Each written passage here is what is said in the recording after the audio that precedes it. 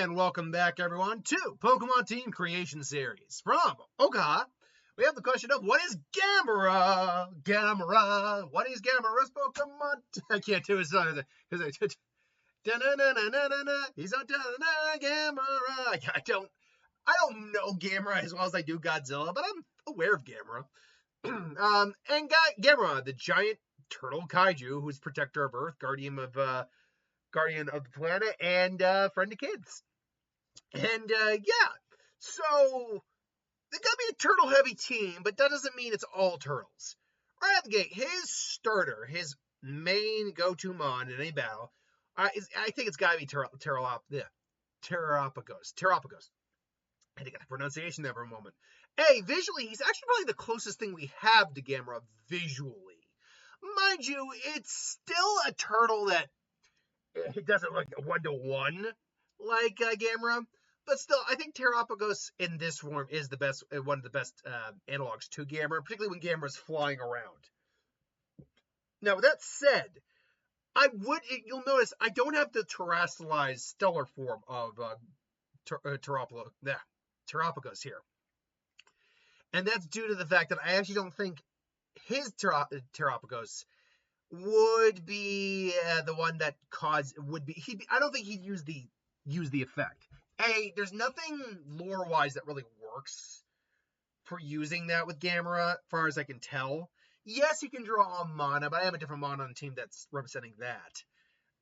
And terrestrialization energy, I don't think that's really drawing on energy in the same way as mana, personally. So I would just stick with Terrapagos in the base form, which is still a 600 base legendary Pokemon. Come on. But he's also a turtle that breeds fire/plasma. So a fire turtle would be very appropriate. And that actually came to Turtonator for me. It's because Gamera's kind of a kaiju dragon turtle. I wanted to go with the dragon turtle, plus his shell is spiky, like Gamera's. So I like that. Now, mana doesn't really exist in the traditional sense of any, one way or another that most, in like other cultures in Gamera's world, or in the Pokemon world, I should say. What we do have, though, is Aura. And, a hero Pokemon that can draw an Aura, shocker. Lucario, I think, it fits the bill there. It's a friendship-based evolution. Gamera really likes kids, so I think you can make Lucario work for that. Beyond that, though, despite the fact that he's a giant flying, fire-breathing turtle, he's also still a turtle. He's aquatic. So, I thought Carracosta, being also a fossil Pokemon, being a very old, ancient Pokemon, works for how old Gamera is and been around for. I also decided, because of the plasma breathing, I needed one more fire type on the team.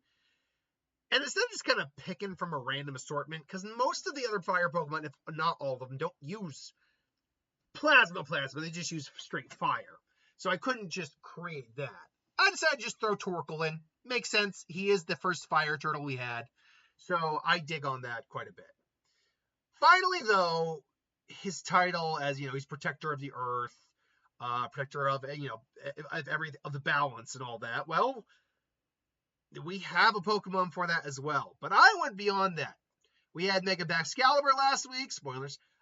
So why not have Mega Zygarde on here for the first time? Man, look at that big F-off cannon, man. A cannon and a dragon move so powerful it bypasses fairy types, which is true. I actually didn't know that while I was playing. But it would make sense. This represents Gamera going all out to stop a threat. Giving his all to protect the balance and, children and all that. I think that works out perfectly for a Pokemon to represent Gamera. Now, how balanced is this team? Well, from a just base stat total, this is a loaded team. Even the weakest mon on the team, which is arguably Torkoal, still has a base stat total well over 400. So, and then Lucario has in the 500s. You have two legendary Pokemon team with over 600 in their stat. Well, one's 600. There's over 600 in stats. Carracosta still got some good stat lines, and so does Torterra. It's a pretty heavy team in that regard. A lot of heavy hitters. It is a team, though, that is 3 times weak to fighting because of Terrapagos, Carracosta, and Lucario's steel typing. Times 2 weakness to dragon because of your 2 dragon types.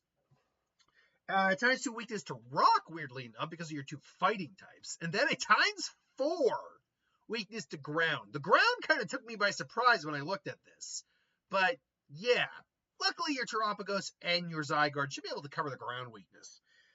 Luckily, though, it makes up for it in a lot more strength. So you got times 2 strength against Dragon, Grass, and Fire. At times 3 strength against Bug and Rock. And then at times 4 strength against Steel and Ice. So it's pretty balanced out in that regard.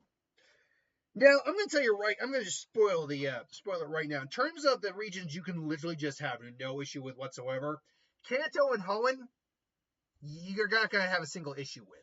Even Brawly being the second gym leader being fighting doesn't matter because Turtonator's stats and typing would be perfectly fine to counteract that. Maybe not be a true counter, but you're going to be able to get some hits off with Terapagos before he kills it because it's still a legendary Pokemon. So you'd still be able to get past Brawly, no problem. He's not going to give you an issue. Other than that, though, in Kanto, yeah, you would sweep the entire region. No problem. And that's including the Elite Four. Because your only real type issue would be something like Giovanni. But the problem is that Giovanni is still a rock and ground type user. And just because Lucario and Caracosta are weak, thanks to the secondary types, doesn't mean they're not going to be able to take down a good couple of those Mon beforehand. And then you still got Terapagos, and you still got Zygarde to come in and wreak havoc. And, or wreck shop is what I was trying to say.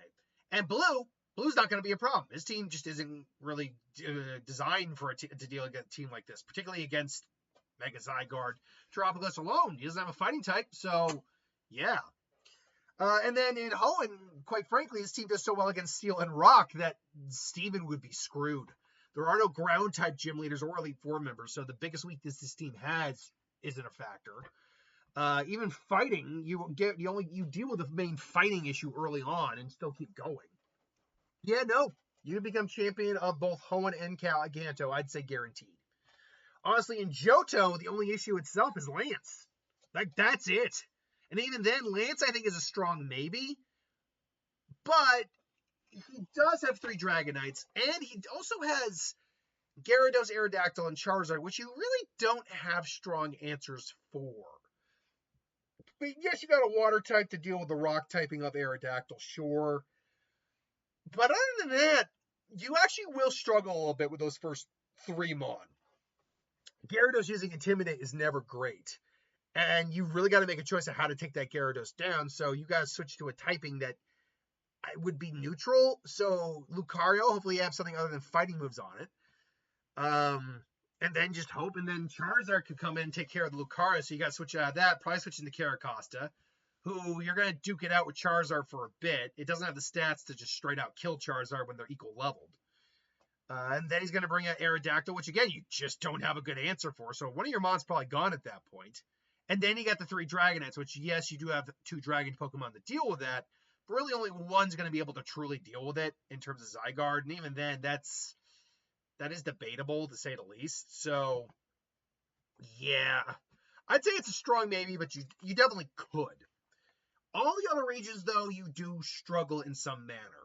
Paldea, you'd get through the entire gym challenge, but Rika, being a ground trainer, is problematic. Now, make sure to have Aqua Jet on that Caracosta. It can learn Aqua Jet because all of her Mon are pretty slow but bulky.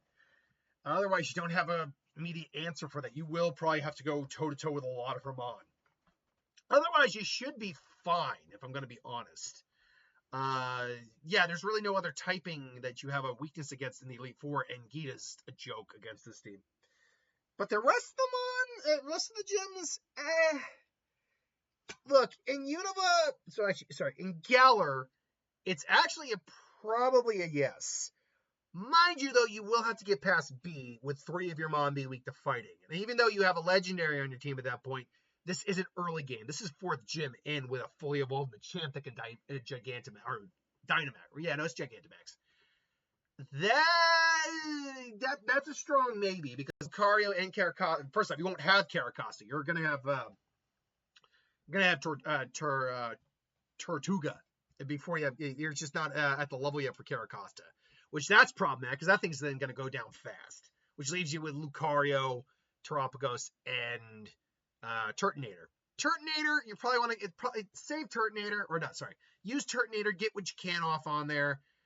Yeah, B might actually be able to take you down, which is why this is still a resounding maybe, in my opinion. If you can get past B, though, you would beat Leon with this team, surprisingly. The biggest problem still is the Dragapult. You're gonna have to bite the bullet on that one. You are going to actually the biggest that Aegislash is also a problem too, though.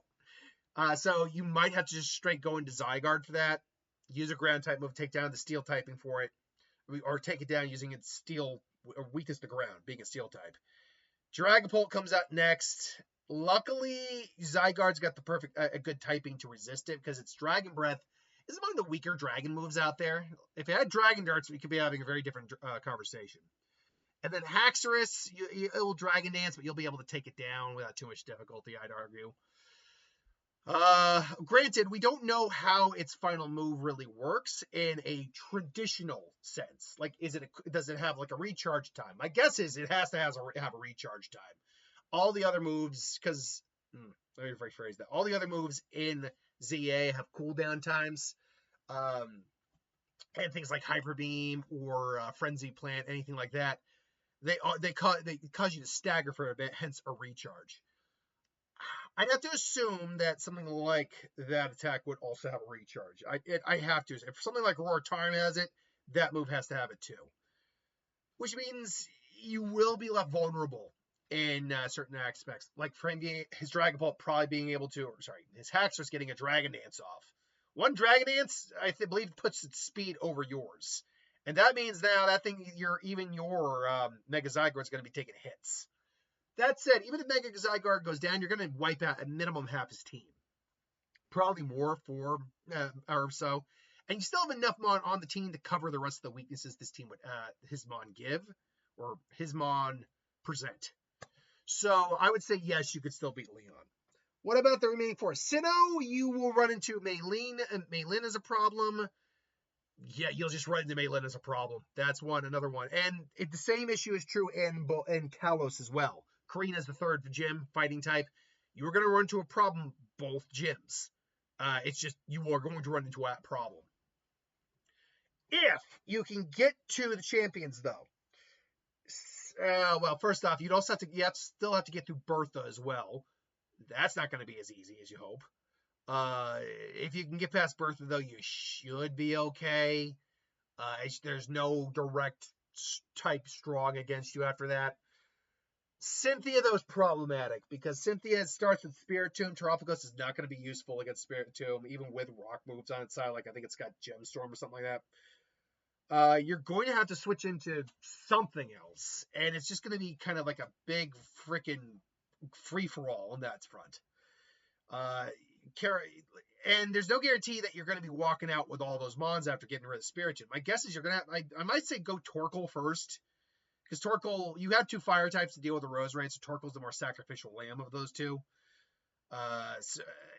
Assuming Spiritomb goes down, which will be nice and say does, she then brings out Roserade, you bring out the Turtonator. That's fine. Then she brings out the Gastrodon, which is problematic, being a groundwater and having Earthquake under its belt. That thing could probably sweep a lot of the team, if we're going to be honest. Not to mention, she also has Milotic, which you just don't have a strong answer for.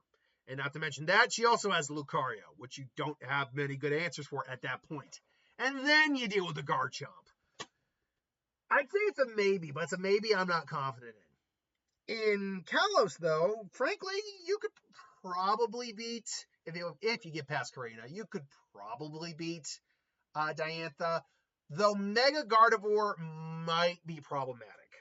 But, that being said, the Mega Zygarde's final attack, it does bypass the fairy immunity. So there is that to go with. But it's all about how you deal with that Hot Lucha first. Because frankly, Lucario can literally go through the 2 Fossilmon no problem. You can have Turtonator available to deal with the Goodra if need be, although the Goodra is tanky. The Gourgeist is no problem whatsoever, and then you got to deal with the Gardevoir. The problem is that Hawlucha. You don't have a good answer for it. The best you could maybe hope for, if I'm being real, is throw in one of the 2 fire types. I'd lean more towards Turtonator because it's got more resistances thanks to the dragon typing. And just hope to take it down. And if you don't, then you'd bring in Lucario. which would be immune to something like the flying press. Well, not immune, but resistant to the flying press ability because the flying type is added in there. Yeah, it's all how you deal with that Halucha, because if that Halucha ends up taking down at least one of your two big hitters, like a Turtonator or Terapagos, it wouldn't be as easy getting through the rest of them. Even Lucario isn't going to be able to get through everything on its own. And if one of your big fire hitters, like Turtonator, is gone, Gourgeist would prove to be a bit more difficult, specifically because Caracas is 4 times weak to grass. I personally think you still could beat her, though. So I give that a strong maybe on your favor. And last but not least, Unova, Clay's a ground type gym leader, so you would definitely have a problem there, as the bulk of your team would still be weak to it. And you still wouldn't have Caracas, you'd still have Tortuga. But you could probably get past it. And then if we're talking about the champions, Alder, this one's actually an easy one. You have a fighting type to deal with most of Alder's stuff, and a fire type to deal with the 2 bugs that just get wrecked by fire.